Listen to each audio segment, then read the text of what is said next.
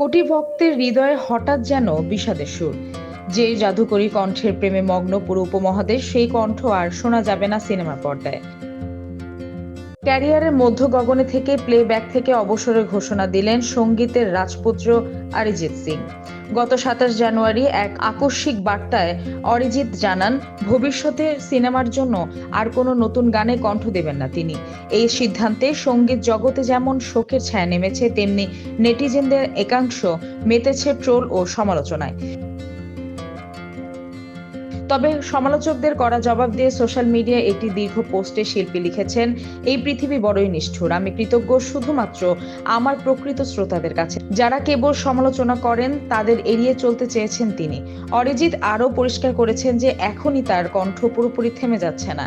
তার হাতে থাকা অনেক অসমাপ্ত কাজ এবং রেকর্ড করা বেশ কিছু গান পর্যায়ক্রমে মুক্তি পাবে সারা বছর জুড়ে।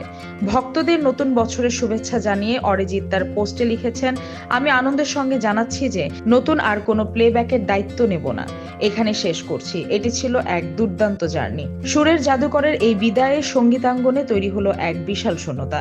এখন শুধু অপেক্ষা তার সেই না শোনা অসমাপ্ত গানগুলোর জন্য।